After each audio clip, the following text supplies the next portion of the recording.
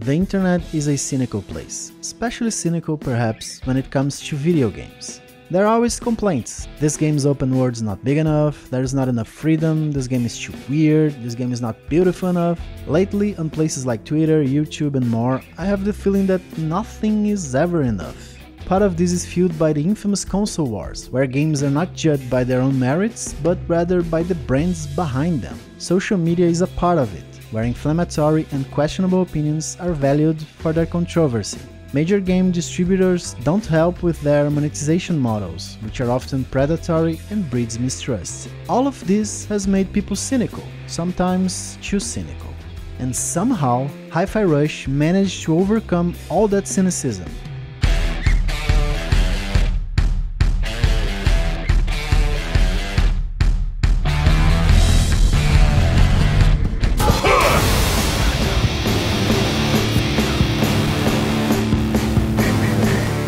Hi-Fi Rush may be the embodiment of the unexpected, and the first reason for that is how it was announced and the fact that nobody knew about its existence. The internet has been beneficial for video games and the dissemination of information in many ways, and not so much in others of course. But when it comes to games, we have wide access to information, videos and previews, thanks to the ever-present hype culture within the gaming industry.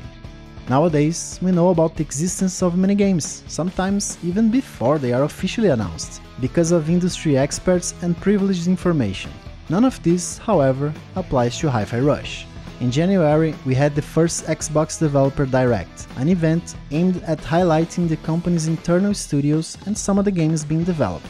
The only games we knew were going to be featured were Minecraft Legends, Forza, Redfall, and The Elder Scrolls Online. What we didn't know? Hi-Fi Rush. The announcement of a beat-em-up game where everything happens to the beat of the music from the developers of The Evil Within and Ghostwire Tokyo was already surprising. After all, this style of game is not exactly what the Japanese studio Tango Gameworks has specialized in over the years. But the real surprise was that after a long demonstration of how the game works, it would already be available for PC, Xbox and Game Pass on the same day, without a big marketing push or getting caught up in the hype culture wave. Hi-Fi Rush is a contradicting force in the internet, and although I believe this type of announcement and release may not work for most games, for Hi-Fi Rush it was perfect. The quality of the game certainly helped, but the manner of its release also played a role. At the end of its segment, in the Developer Direct, you could already play Hi-Fi Rush on the same day, which prevented the internet from latching on to cynical comments about what was shown of the game during the event. In other contexts, comments about its visuals, about it being a smaller game in comparison to other projects from Tango, about the studio's inexperience in the genre, about its sense of humor.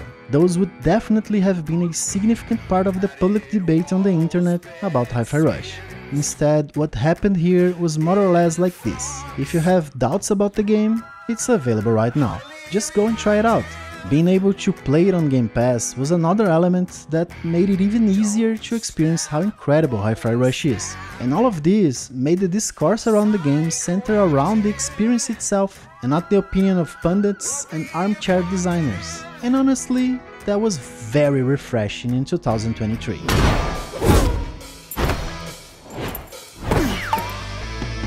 I'm here, baby.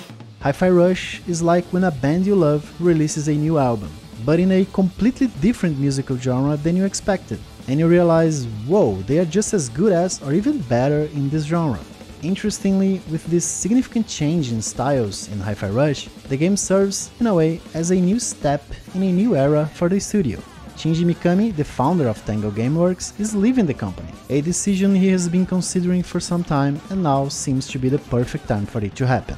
Mikami, who directed legendary franchises such as Resident Evil and other classics like Goof Troop, has always said that he wanted to foster new talent within the studio, that he wished Tango would be a place where new directors could emerge in the Japanese game scene.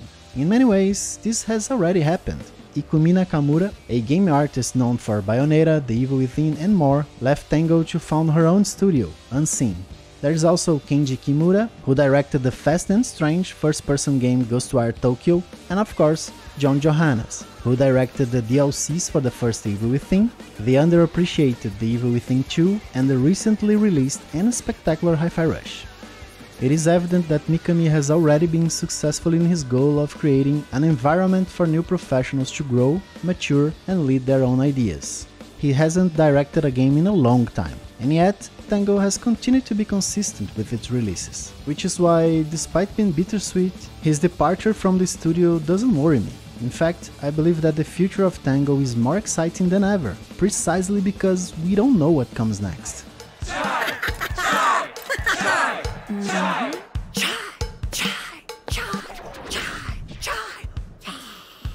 Hi-Fi Rush has proven that the studio, which has stated that they do not want to be limited to just horror, can successfully achieve that. John Johannes, the director of the rhythm action game, even commented on how the sudden release through a shadow drop, the term used when a game is announced and released on the same day, worked in favor of Tango's new IP.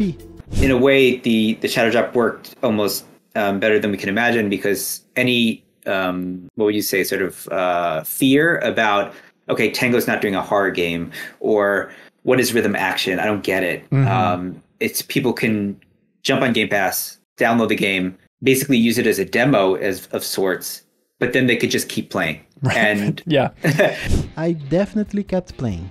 Hi-Fi Rush is not just a good game and a new venture for the developers known for their terrifying experiences.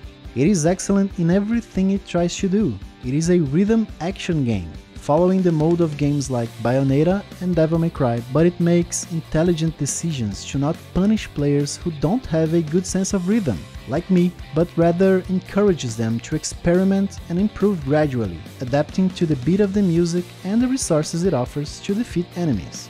It has a strong visual identity, both through its use of colors and its character, enemy, and world design, besides the exceptional animation work that shines as everything around moves to the rhythm of the music, with well-directed cutscenes, transitions to combat and exploration moments. This wave of adjectives and exaggerated praise for Hi-Fi Rush can continue.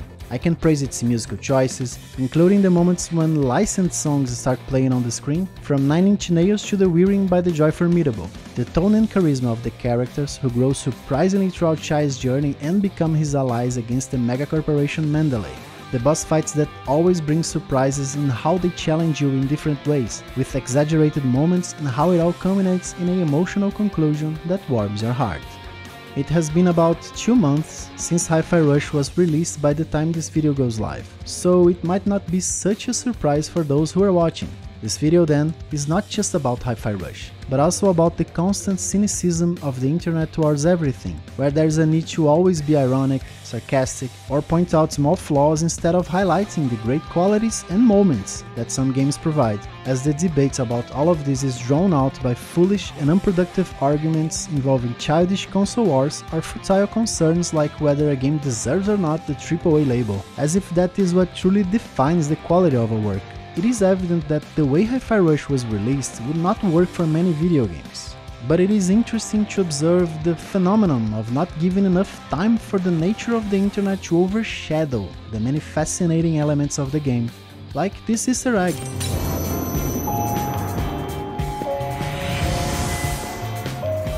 And how it would be great if more works could be discussed in this way, colored more by the experience of the game than by cynical idealizations and expectations. And all of this, in addition to highlighting the quality of Hi-Fi Rush and the nature of the internet, is to emphasize how promising the future of Tango Gameworks is, a studio with the capacity to simultaneously develop multiple projects, from smaller games like Hi-Fi Rush to large productions like Ghostwire Tokyo. Shinji Mikami seems to have indeed created a place where new talents can flourish. As a conclusion, all I can say is that whatever comes next from Tango, I hope it will be something as inspiring, surprising, and unique as Hi-Fi Rush was.